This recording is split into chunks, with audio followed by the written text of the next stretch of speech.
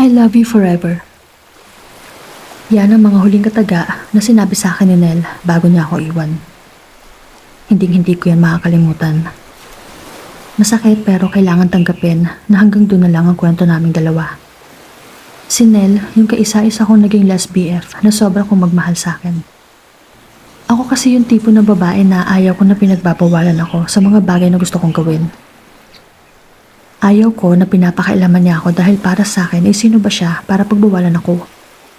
Kaya minsan hindi na lang ako nagpapaalam pag lumalabas kami ng mga high school friends ko. Natuto ako maglihim sa kanya dahil minsan ay nagiging overprotective na siya.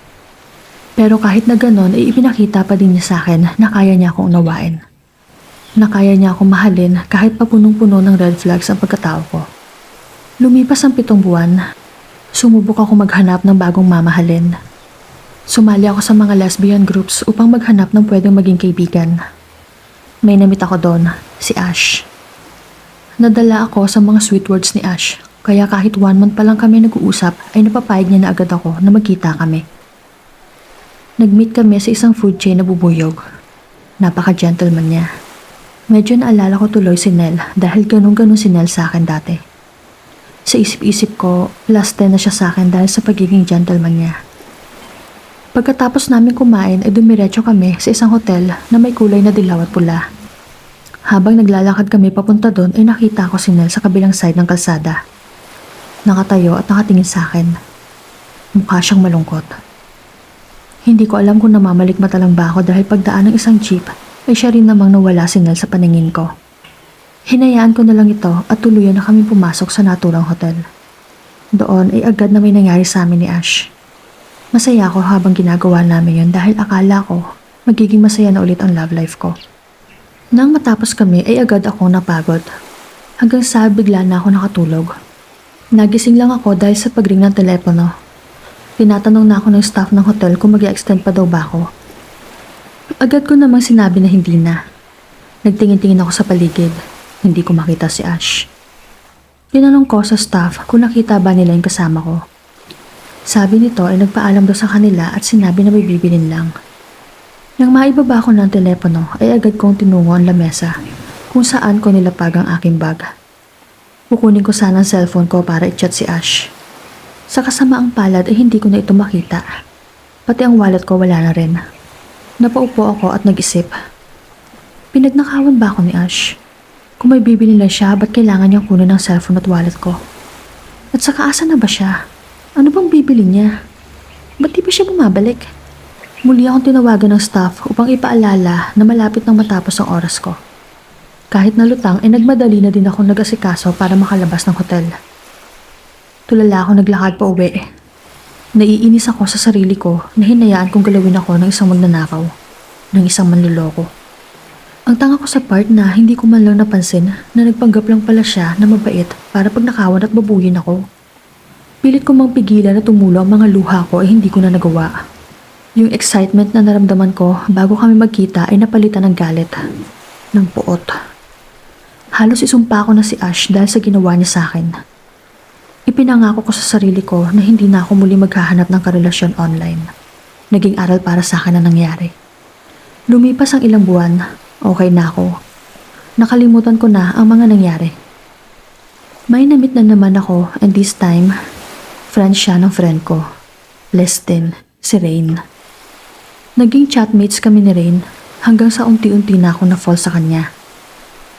Paminsan-minsan ay nagde-date kami. Patago lang dahil sabi niya hindi pa daw siya ready na malaman ng lahat kung ano ang namamagitan sa aming dalawa. Sa ilang beses na nag-date kami ni Rain ay siya rin namang napapadalas ang pamamalikmata ko na nakikita ko si Nel. Palaging ganon, nakatingin at malungkot. Hindi ko maintindihan kung ba't ko siya nakikita pero gaya ng dati, hinahayaan ko na lang. Masaya ako sa piling ni Rain. Minsan lang kami magkita pero pag magkasama naman kami ay sobrang napupunan niya yung mga araw na di ko siya kasama. Sobrang okay na ng takbo ng relasyon namin hanggang sa isang gabi ay napanaginipan ko si Nel. Malungkot siya nakatingin sa akin. Kinabukasan ay sobrang palaisipan sa akin kung ba't ko siya napanaginipan. Ano ba ang kahulugan ng panaginip na yon? Ano bang dahilan at lagi ko nakikita si Nel na malungkot? Nang araw din na yon ay may nangyari na sobrang hindi ko inaasahan. May nagchat sa akin na isang babae gamit ang account ni Rain. Nagpakilala ito bilang legal na GF daw ni Rain. 5 years na daw sila at 3 years ng live-in. Tigil-tigilan ko daw ang last boyfriend niya dahil hindi daw siya makakapayag na mapupunta sa akin si Rain. Ilalaban daw niya ito kahit na anong mangyari. Eto na naman ako. Sa pangalawang pagkakataon ay naloko na naman ang taong minahal ko ng sobra. Kaya pala ayaw ni Rain na ipaalam sa lahat ang relasyon namin. Kaya pala lagi na lang kaming patago pag nag-date. Ganun ba ako kaboba pagdating sa pag-ibig? O baka naman karma ko na ito dahil masyado ako naging pasaway nung kami pa ni Nel. Bigla ako naisip. Kaya ba nakikita ako si Nel dahil napupunta ako sa hindi matinong tao? Paraan ba niya yon para masabi sa akin na mali ang mga nagiging desisyon ko? Agad ako nag-asikaso ng aking sarili at daling pumunta sa sementeryo upang dalawin ang puntod ni Nel. 1 taon na din na nakalipas nang iwan niya ako. Namatay siya dahil sa isang malubhang sakit. Bago siya malagutan ng hininga, ay naibulong niya pa sa akin ang mga katagang I love you forever. Hindi ko akalain na hanggang sa kabilang buhay ay magagawa niya pa din yon. Magagawa niya pa ring bantayan ako at paalalahanan. Taimtim akong nagdasal at kinausap si Nel sa harap ng kanyang puntod. Hindi ko maiwasang hindi maluha habang inaalala yung mga panahon na kasama ko siya. Siya lang ang nagmahal sa akin ng totoo, ng buong buo. Bakit kung sino pa yung matino, siya pa yung unang kinukuha? Wala na akong tigil sa pag-iyak na para bang naulit muli ang mga eksena nung bago siya namatay. Hindi na ako makahinga ng maayos sa sobrang pag-iyak na bigla na lang may dumampi na malamig na hangin sa pisngi ko. Ramdam na ramdam ko din na para bang may yumakap sa akin mula sa likuran. Nagulat ako. Napatingin ako sa paligid. Sa malayo ay may nakita akong figura ng isang tao. Malabo lang ito pero alam kong si Nel yun. Kilalang kilala ko si Nel kaya kahit malabo ay alam kong siya ito. Mahal na mahal kita, Nel. Miss na kita. Umiiyak akong nasabi habang nakatitig ako sa figura. Hanggang sa unti-unti na itong naglaho sa paningin ko. Bago ako umalis ng sementeryo, ay ipinangako ko kay Nel na sa sunod na magmamahal ako, ay sisiguraduhin ko na tamang tao ito at nagpasalamat din ako sa kanya dahil lagi niya pa din akong binabantayan at pinapaalalahanan. 1 taon ang lumipas bago ako nagkaroon ng bagong minamahal. Ito ay ang kuya ni Nel. Nagkamabutihan kami dahil na rin sa madalas kong pagsama sa kanila tuwing dumadalaw sila kay Nel. Palagi ako nag-aabang kung makikita ko ba si Nel pero wala. Lagi lang ako nabibigo. Siguro nga ikampante siya na sa kuya niya ako mapupunta. Mabait din naman kasi si Rick. Naalala ko pa. Sabado yun ang gabi. Malalim na ang tulog ko nang bigla ko siya napanaginipan. Ang laki ng ngiti niya sa akin habang inaabot niya ang magagandang mga bulaklak. Tinanggap ko pa daw ito tapos niyakap niya ako ng mahigpit. Kitang-kita ako ang saya sa kanyang mukha. Malayong-malayo sa itsura niya nung huli siya nagpakita. Kumikinang-kinang pa siya na parang ginto.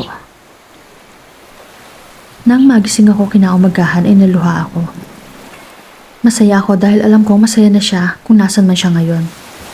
Nakumpirma ko na rin na nasa tamang tao na talaga ako. Araw yun ng linggo. Magsisimba kami ni Rick kaya nag-asikaso na din agad ako.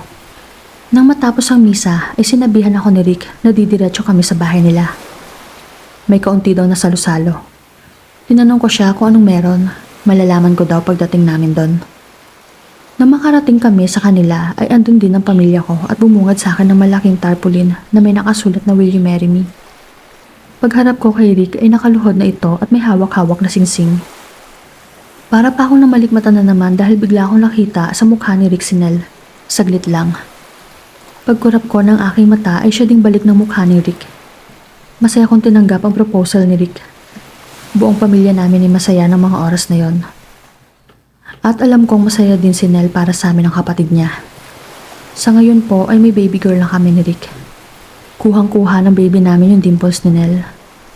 Hindi ko na rin nakikita o napapanaginipan si Nel. Ako po pala si Jasmine. Hanggang dito na lang po at maraming salamat. Bago po ako tuloy ang magtapos ay shoutout muna sa inyong lahat na nakikinig ngayon. Maraming salamat po sa mga bagong nag-subscribe At sa mga magsusubscribe pa lang, salamat din po sa mga nagla-like ng videos natin. Yun lang po, maraming salamat at magandang araw sa inyong lahat. Nagpakilala ito bilang legal na girlfriend daw ni Nel, ni Rain pala. Sumali ako sa mga lesbian groups. Nang matapos kami ay agad ako